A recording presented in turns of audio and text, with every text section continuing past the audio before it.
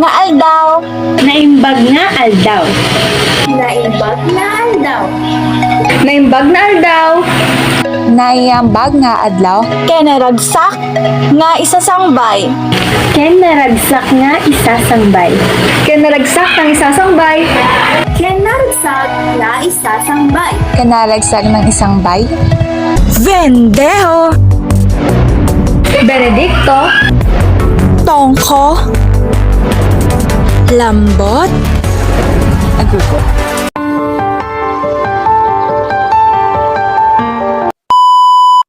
Samahan niyo kaming tuklasin Kwento sa lugar na kung saan ay talamak. At kilala ng turistang sandamakmak. ngunit malaking palaisipan, ano nga bang mahiwagang nakapaloob sa bayan na ito? Walang iba kundi ang pook na kung saan ay nag-uumapaw ang misteryo. Ang rehiyon ng Ilocos. Paglipas ng maraming panahon, ang buong sangkatauhan ay malayang nasaksihan ang kagandahan at kaaya-ayang rehiyon ng Ilocos. Ito ay tinuturing na tahanan ng mga makasaysayang kaganapan, infrastruktura, kultura, tradisyon at marami pang iba na tunay ngang maipagmamalaki na mula mismo sa bansang Pilipinas. Ang Vigan ay tinuguri ang kapital ng bayan na kung saan ay kabilang sa 7 mahiwagang lungsod sa buong mundo, kasama ng malalim nitong nakaraan at makulay na kasaysayan. Ang bayan na ito ay sadyang nakakaakit sa mata ng mga turista. Marahil sa magandang pook, pasyalan at tanawin na talagang inaalagaan at iniingatan pa ng mga niño.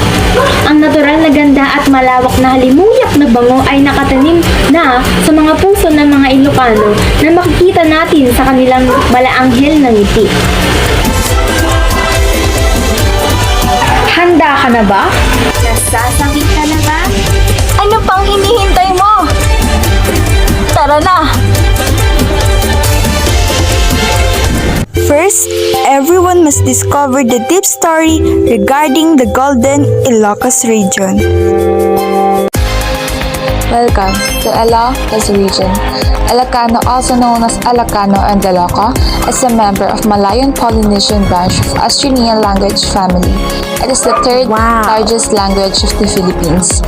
After Tagalog and English, the name Ilocano comes from I, means from, plus loc, means by, plus ano, Spanish native, those people of the Bay.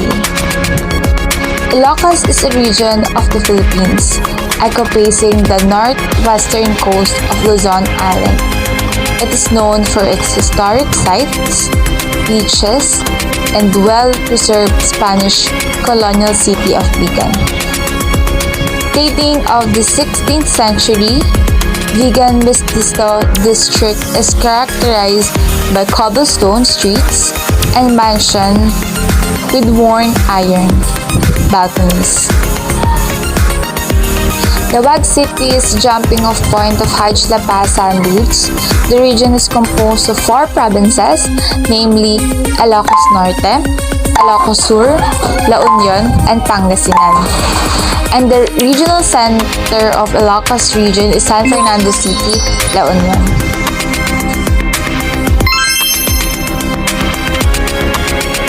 Let's talk about the famous folk song of the Ilocos region. Aside from Manang Biday, Pamolinawan, and Nariyag Abulan, the Ilocano literature is also famous from its rich tank of fiction stories. Let's focus on Pamolinawan. Pamolinawan is an old popular Ilocano folk song, possibly from the pre-Spanish era. It is about a girl with a hardened heart who does not need her lover's pleading. It is all about courtship and love.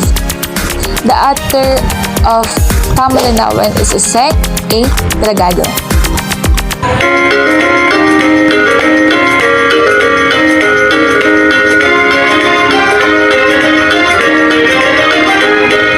Pamolinawan, tusok kinenangan, to'y umasasot, agrayo teserian, panunutan man, ting kapagentulnan, to'y agayat, agrari teserian, esendo diak malipit.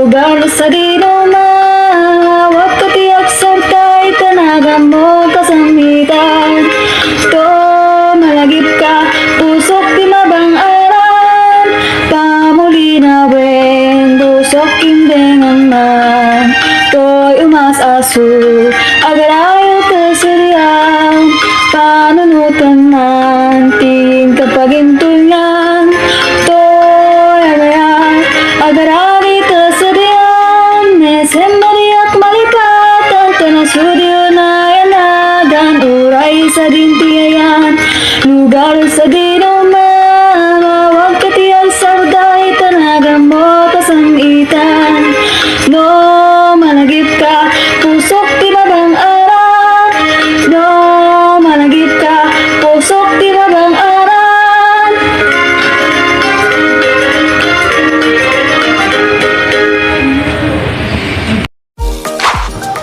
But the giant question from each of us is why can the young lady only experience this kind of flirting strategies from the past? Then, how about the young man? Often a Filipino male suitor expresses his interest to a woman in discreet and friendly manner in order to avoid being perceived as very aggressive or arrogant. This may also begin through the process of teasing, pairing off, and an adult couple. Dating couples are expected to be conservative and not perform public displays or affection for each other. Traditionally, some courtship may last a number of years before the Filipino woman accepts her suitor as a boyfriend.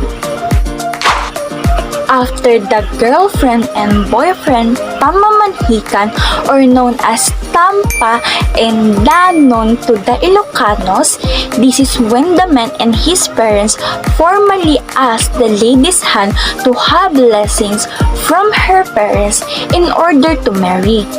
It shows the long process of courtship of a man for his loved ones to validate his feelings, and I'm really glad about this fact.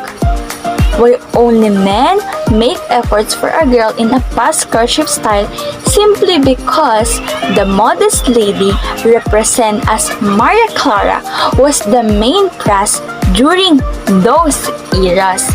We can see the action done by the gentleman, and as of now, this generation is truly elusive to find it again.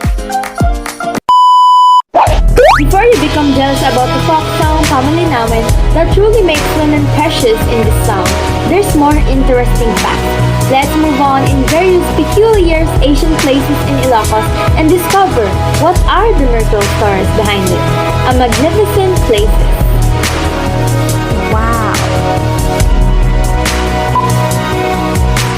One of them is Anton's Paradise. It's one of Pagudpud, Ilocos Norte's most intriguing locations. A little waterfall with a Virgin Mary grotto small shrine beside it makes up the site.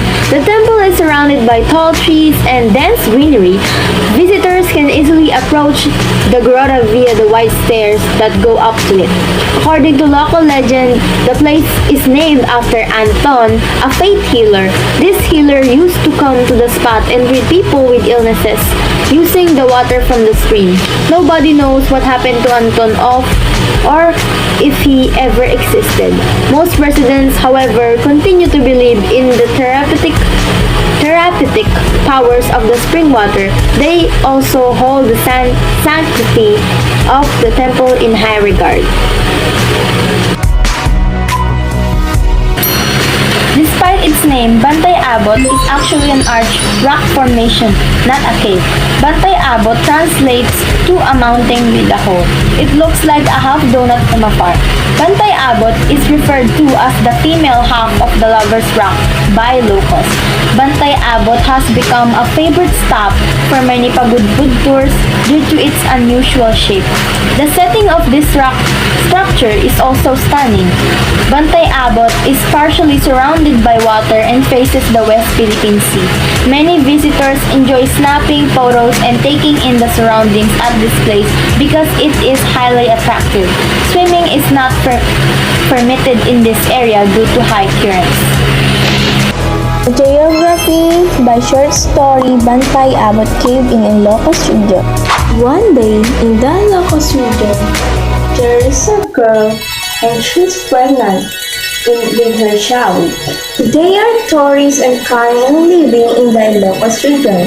According to the Ilocano peoples, while the mother is giving birth, all holes or openings in the house are covered.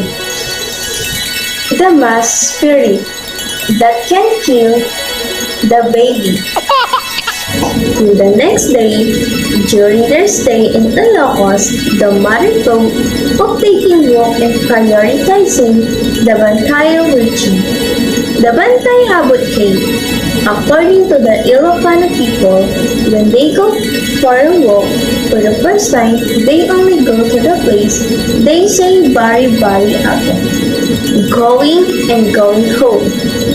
Bari-bari apple means to commanded evil spirits to invade their house, avoiding evil spirits according to the Ilocanos. If the child wants to be smart, he will put his hair in a book or dictionary.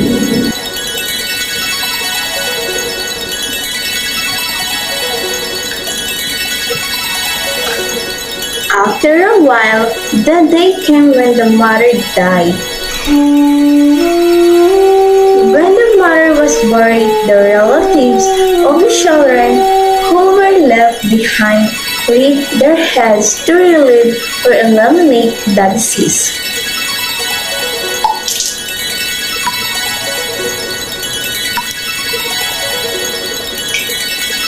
The family feels in dozens at sea until the child comes to life again and brings back only the memory of the mother to the place where they last visit in the Bantay Abot Cave.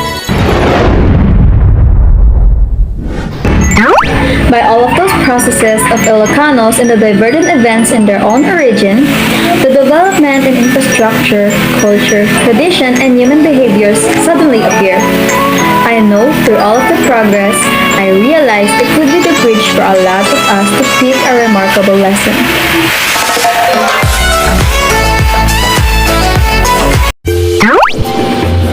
An example of Ilocano development in terms of infrastructure is Vigan.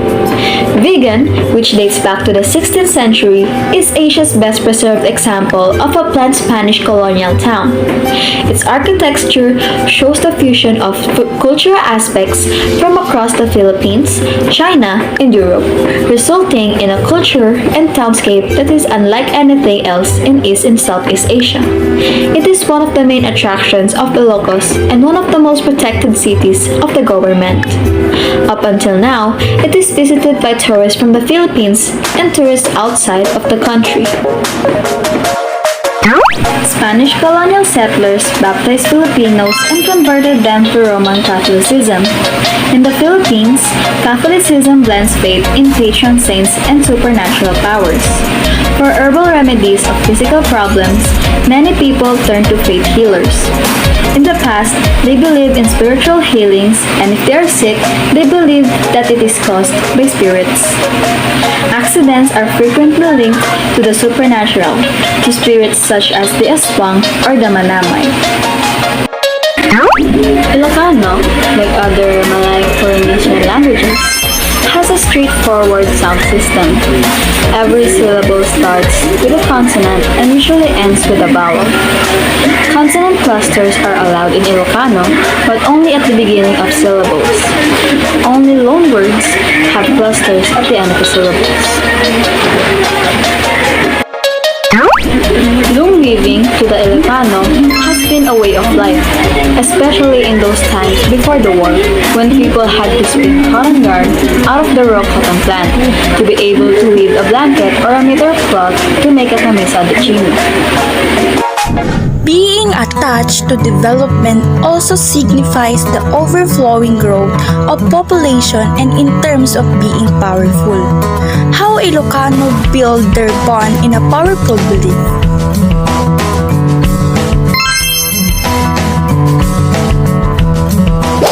Hello there. Now let's talk about the population increase in Ilocos region. It increased to 109 million in May 1, 2020. The Ilocos region has steadily growth in its population by 275 million to 5 million in 2015, ranking as top 7 among all the regions with highest population based on the official result in 2020. In past 1903, population growth of Ilocos region is in 189 million, and in past 2000, the population of Ilocos region has increased into 594 million. Oh, and take note for this. Because of their unbelievable population growth, it is also the symbol of their being strong in terms of being united. That's what we will see at their natural behavior. Also have a lots of opportunities for economics because of the industrious workers in the current years. In all of the evidence and proofs shown, do you still think how Ilocano individuals are truly powerful? What are their present behaviors to accomplish all the positive income they are smoothly experiencing?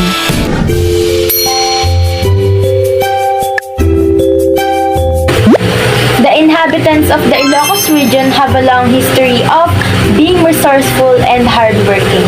Owing to their geographical position and harsh weather patterns, their strong desire to save, which is understood by non-Ilocanos as a sign of a typical tightwad, is reflected in the region's high average savings rate over time. Ilocanos have a complex network of ideas and practices that they use when interacting with others. Ilocanos are known to be hardworking and frugal, hardly in the face of adversity. Respect and humility in everyday dealings mark the Ilocano personality. They live simply, concentrating on work and productivity. Local artisans like fabric weavers and potters are famous for their skilled craft work. Enclosed by expanding of various places in given region, the severe and dangerous hazard and calamities grow fluently all over the years, and the fact that Ilocano people stays as one during all the calamities they encounter.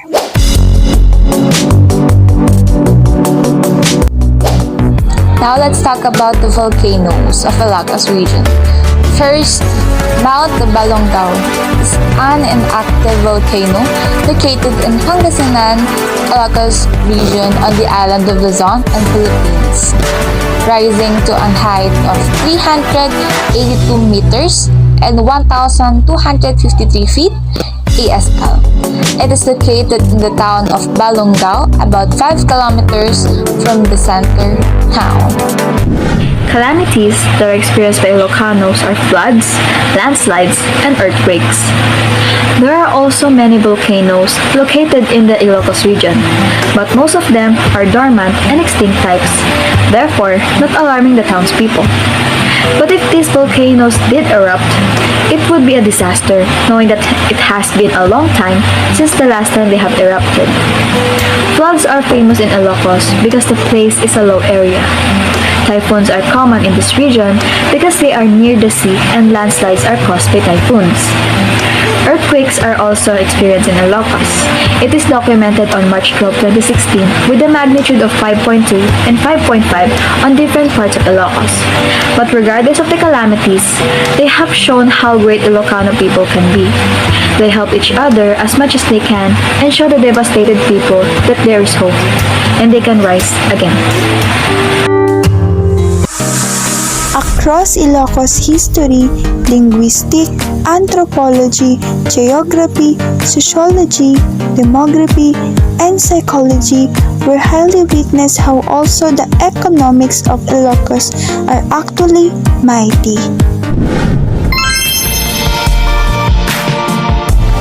Economics first leader Ilocos microeconomics, agriculture, and agro-industrial.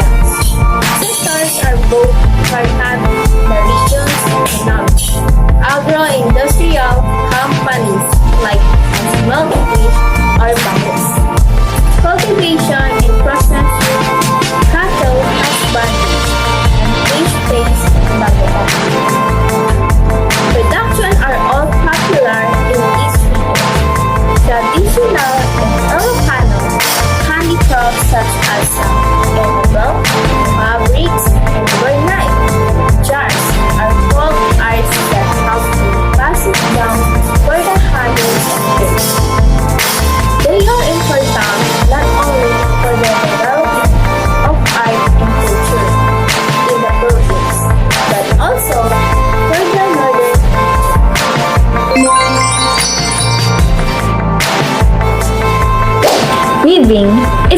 Ilocos' famous craft. Their designs are very beautiful and depicts the Ilocano culture and history.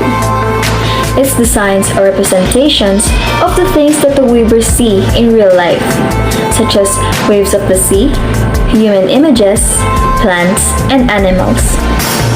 Inabel is a sturdy, functional, and simple cloth that is made and worn by the Ilocanos. Its colors are vibrant and stands a meaning. These specific colors are brown, white, orange, red, black, blue, and yellow.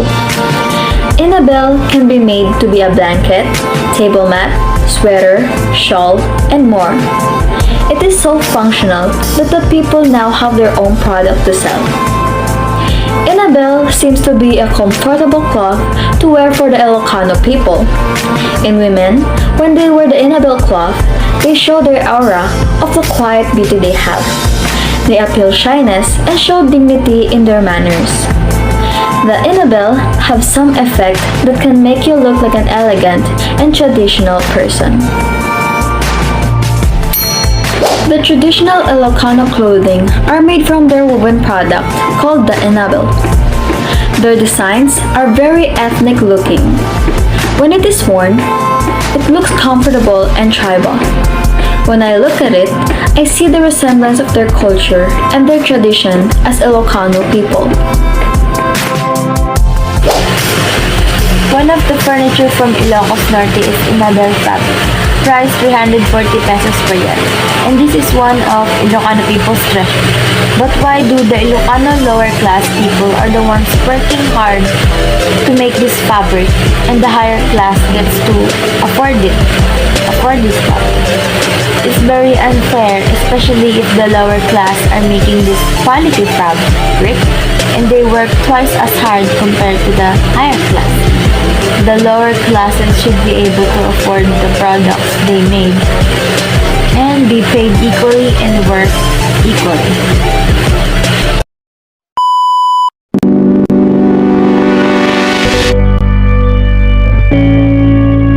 The harmony of anthropology, geography, history, economics, linguistics, psychology, demography, and sociology to the Ilocos region makes us realize how the Philippines are truly enchanted. Take note, not only in the Ilocos region but also in other places in this country. Through the treasure of Ilocano smile, hair, tradition, culture, and behavior, they have made pathways to a lot of people throughout the world to appreciate the overwhelming original version we belong to.